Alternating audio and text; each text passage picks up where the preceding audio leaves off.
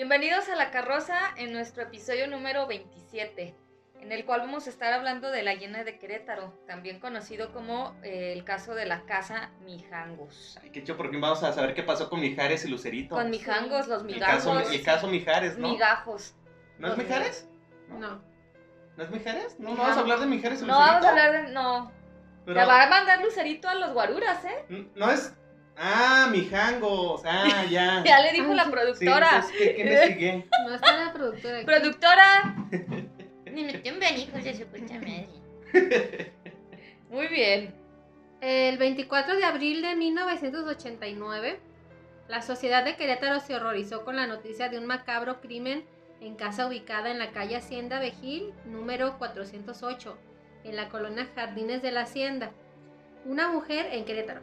Una mujer había asesinado a cuchilladas a sus 3 pequeños hijos. La asesina respondía al nombre de Claudia Mijangos. No Mijares, Mijangos. No, Mijangos. Mijares. Ni migajas. Ni migajón. No. Los detalles del suceso fueron ampliamente difundidos en ese entonces. Incluso se difundieron fotografías de la escena del crimen y de los cuerpos de las pequeñas víctimas. Claudia María de 11 años, Ana Belén de 9 años y Alfredo de 6 años. Bien chicos todos. Sí, lo cual hizo que el impacto del caso se extendiera fuera del territorio de Querétaro. Claudia Mijangos Arzac nació en 1956 en Mazatlán, Sinaloa. Así es, fierro pariente. Estudió comercio y ganó un concurso de belleza en su tierra natal. Era reina de belleza. ¿Qué tal? Pero detrás de esa cara de aparente alegría se escondía una personalidad llena de problemas. Tenía un carácter difícil y ciertos indicios de fanatismo religioso. A pesar de esto, logró formar una familia al casarse con un sujeto llamado Alfredo Castaños, con quien procreó a 3 hijos. Luego de trasladarse a Querétaro, Mijangos se acercó a la escuela de sus hijos y se ofreció a dar las clases de ética y catecismo a los alumnos. Ahí conoció al padre Ramón, lo cual acrecentó sus conflictos internos, pues se enamoró de él. Hoy no más. A la Lo par, bueno que era el de ética, la clase de ética. La de ética. a la par de que mantenía fuertes tensiones con su esposo. El padre Ramón era un tipazo, así lo definían.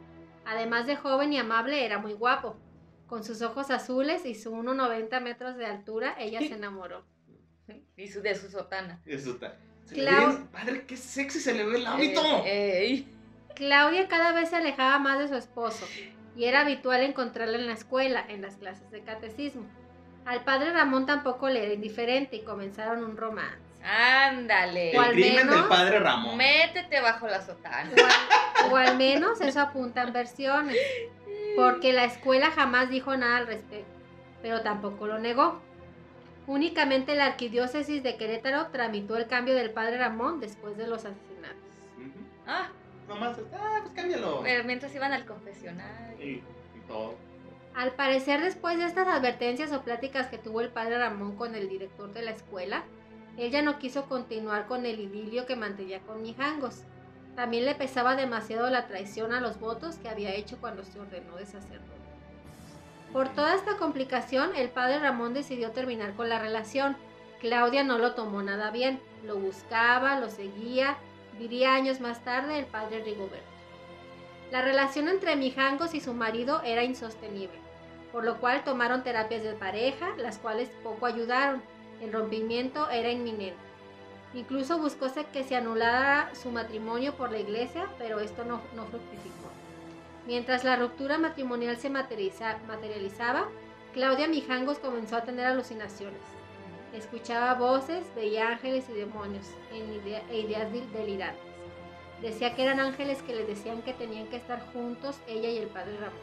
Anda, Ella pues. nunca perdió la esperanza de estar con el padre Ramón. Soy el arcángel Miguel, en serio, tú tienes que estar con el padre Ramón.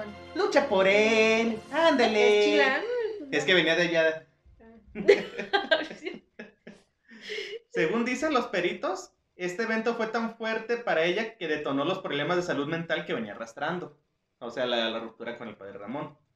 Su amiga Adriana cuenta que con sus hijos siempre fue cariñosa, que con la gente muy amable, pero unos meses antes mostraba actitudes extrañas, pero nunca violentas.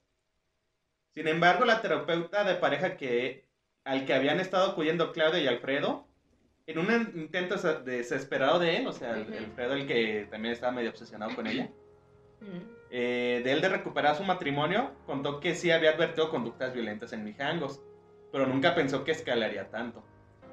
Pues eran durante la terapia en donde los discutían y se levantaban la voz. El mayor episodio de violencia que había ocurrido hasta entonces por parte de Claudia fue la vez en que a medianoche sacó a Alfredo al patio de la casa y lo dejó ahí en calzones por horas. Me recordó a alguien. El 23 de abril, cuando Alfredo regresó a sus hijos a la casa, Claudia y él tuvieron una discusión muy fuerte. Le dijo que sabía del romance que tenía con el padre y se lo reprochó. Aún así, él quería regresar con ella. También medio pendejo. Oh, sí. Ella no negó la aventura, en cambio defendió el amor que tenía por el padre Ramón. Los gritos los escucharon los vecinos, pero no intervinieron. Alfredo se retiró. Pues sí, pues los vecinos pues, Están peleando. pues ya. De hecho, horas antes de cometer el crimen, le habló por teléfono a una amiga llamada Verónica, diciéndole cosas extrañas, entre ellas La loca. la loca Claudia a la amiga Verónica. Mazatlán ha desaparecido, no queda nada, todos están muertos. Y otra, todo Querétaro es un espíritu.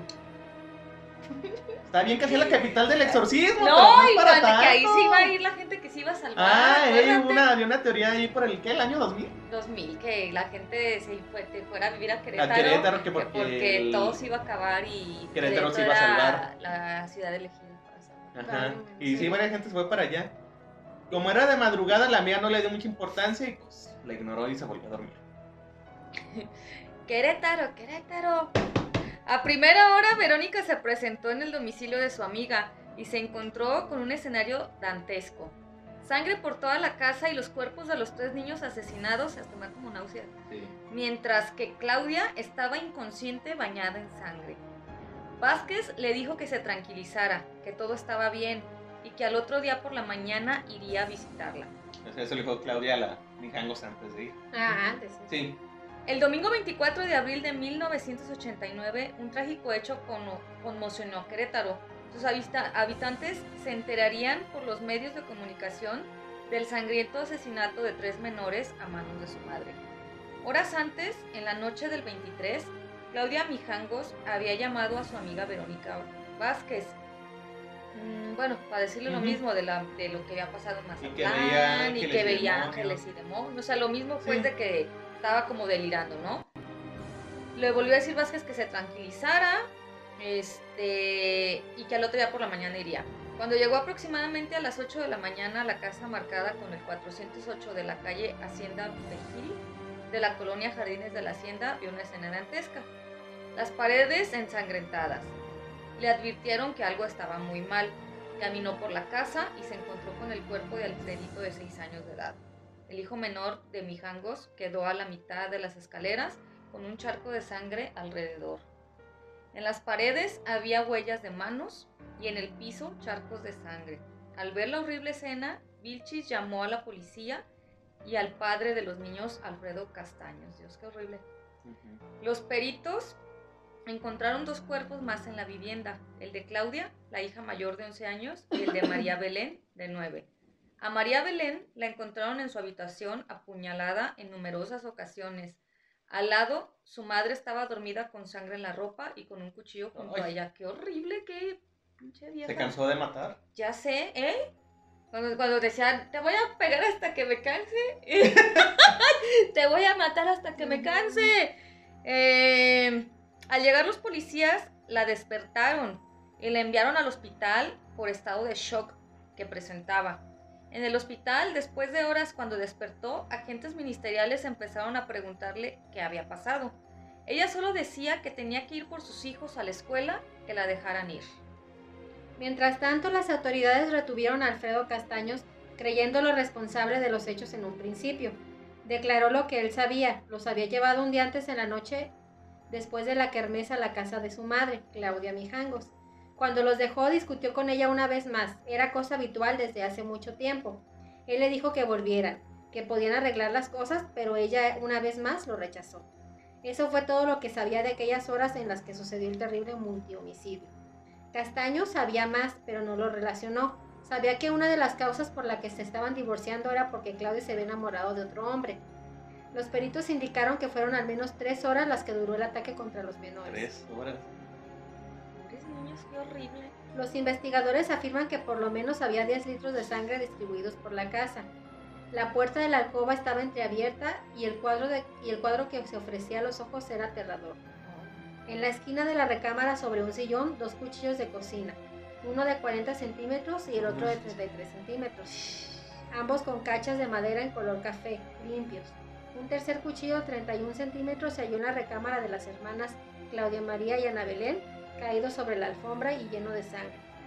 En la madrugada del 24 de abril, las voces al interior de la cabeza de la ex reina de belleza no paraban de hablar. Le dijeron que sus niños eran demonios que impedían que estuvieran con el padre Ramón y los mató. En una segunda declaración confesó esto mismo a la policía. Te lo juro, son demonios, mátalos. Manches. Mijangos fue interrogada y no recordaba lo ocurrido. Parecía desconocer el destino final de sus hijos. Según el interrogatorio, deliraba diciendo que sus hijos dormían y ella debía preparar el desayuno. Luego cambiaba a la angustia por tener que ir por ellos al colegio. Tras las investigaciones se apreciaron los problemas psicológicos que presentaba, por lo que se determinó tras algunos estudios que en el momento de la tragedia Claudia Mijangos se encontraba en medio de un episodio psicótico. Mijangos enfrentó su proceso en el penal de Querétaro y finalmente el 19 de septiembre del 1991 fue recluida en el anexo psiquiátrico del Centro Femenil de Readaptación Social de Tepepán, al sur de la Ciudad de México. Se realizaron diversos exámenes psiquiátricos a Mijangos y se determinó que padecía esquizofrenia, depresión y epilepsia del lóbulo temporal, por lo que fue declarada inimputable, es decir, que no merecía castigo, sino una medida de seguridad. De 30 años internada en el pabellón psiquiátrico del reclusorio de Tepepán, en la Ciudad de México. Tepepán. Ser chistoso. Al cumplirse la sentencia, Claudia Mijangos recobra su derecho a libertad. Sin embargo, debido al dictamen que se hizo sobre el caso, ella no podía salir del hospital psiquiátrico, donde pasó más de la mitad de su condena. Si no hay nadie que acuda a firmar un documento donde se haga responsable de ella y lo pueda hacer. Y lo que pueda hacer. La casa de la Llena de Querétaro, donde ocurrieron los trágicos asesinatos durante años, fue el escenario de rituales satánicos hasta que tapiaron completamente la vivienda por petición de los vecinos, que se quejaban de estos rituales y de los curiosos que se escabullían por las noches a la casa abandonada. Ahí pues para hacer pues exploraciones y todo. El 24 de abril del año pasado, la Llena de Querétaro fue liberada tras cumplir con el periodo de reclusión que se había dictado. Durante su sentencia, Claudia comentó en repetidas ocasiones que al cumplir su sentencia ella quería volver a vivir a su casa. Una sobrina aceptó tomar la custodia de Claudia, pues por sus problemas psiquiátricos estaba incapacitada para valerse por sí misma. Días después se le internó en una clínica psiquiátrica. O sea, ¿esta sigue internada? No, síguele. Bueno, de la historia de terror real se generó una historia de fantasmas, pues se asegura que los espíritus de los niños asesinados siguen morando en la casa abandonada. La casa de la Llena de Querétaro, en donde ocurrieron los trágicos asesinatos durante años, fue el escenario de rituales satánicos hasta que tapiaron la vivienda. Por este motivo se ha convertido en un punto de encuentro de investigadores de lo paranormal. Desde ese trágico día, la casa de la Llena, apodo que el público le dio a Claudia Mijangos, quedó abandonada, aunque los valientes que se atreven a acercarse a la casa afirman escuchar gritos y pisadas, así como la manifestación de un niño que se asoma desde las ventanas, volviendo a esta casa uno de los lugares embrujados de México más tristes y macabros. El libro Evidencias de vida después de la muerte relata que un vecino, un niño pequeño, se encontraba jugando afuera cuando su pelota cayó en la casa. Al ir a recogerla se encontró con una niña que en realidad era un fantasma. Dicen que eso fue desmentido, pero existen videos donde se registran movimientos sin aparente razón. La gente dice que se siente una vibra muy pesada en el lugar, que fotografías muestran sombras cuando se supone que nadie está en el lugar. No. Otras versiones aseguran que algo maligno habita en la casa, que hizo que Mijangos de 33 años actuara de tal manera. Decían que estaba poseída, otra vez Querétaro, capital del exorcismo.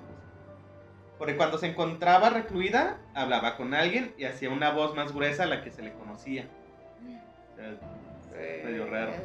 Sin embargo, también se sabe que es maníaco depresivo y sufría lagunas mentales y delirio de persecución. Otros rumores dicen que la casa está embrujada, pues Zeus aseguró haber escuchado prolongados lamentos de niños y ver que el niño más pequeño se asoma por la ventana. No manches. De lo de que si seguía internado o no, ahí se me pasó. Porque hay dos versiones, o sea, yo había leído, de hecho, hasta me encontré la noticia que sí la liberaron. O sea, salió liberado y alguien o sea, con un familiar. Ajá. Pero después leí eso de que como que el mismo familiar no pudo. Como que dijo, no, eso es mucho y la volvieron a internar. Y entonces ahorita ¿dónde Según yo está internada. Mira. Sí, hay pues las imágenes pues de de la los... casa, de lo que les estuvimos Ajá. platicando, la escalera, las camas, los cuchillos que encontraron de tantas medidas, o sea, el que está a un lado de la cama. El padre Ramón. No, el padre Ramón no se ve. Nada más se ven los cuchillos y de repente fotos que dice que se ve alguien ahí asomado en la casa y todo. No manches, vieja loca. De hecho dicen que es la casa más embrujada de México, pero pues ya ahorita está completo. No puedes entrar. No hay ingreso. Me salieron fotos de la casa y no. Está toda con tablas. Sí, no, de plano ya la ajá. cerraron por completo. Sí, porque dicen que que yo creo que de a diario. Hey. O si no era mínimo una vez por semana había alguien que se metía. Claro. Pues sí. ¿Sabe cómo si habrán logrado? Yo creo que se han de haber limpiado antes, ¿no? Todo, no creo que esté... No. No, pues ya como ya no le han dado mantenimiento ni nada, pues está toda deteriorada. Sí, o sea, deteriorada, pero yo pienso que cuando entraba la gente al principio, pues no creo que estuviera como así con la escena del crimen, ¿no? O sea, no, el no. sangrerío. Dura días así. ¿Sí? Sí. Pues sí, me consta. Sí. Ese fue el caso Mijangos. Bueno, pues esperemos les haya gustado este caso y no sean asesinos. No se enamoren del padre Ramón. De padres o monjas. Ajá. Y pues lo de siempre, que le den like al canal, se suscriban al Facebook, al grupo, a la página, que vayan y se confiesen. Si alguien quiere platicar algo para Ajá. grabar un episodio con alguien, podría ser interesante. Y a ver si vamos a hacer otra exploración urbana por ahí. Bueno, hasta la próxima. Adiós.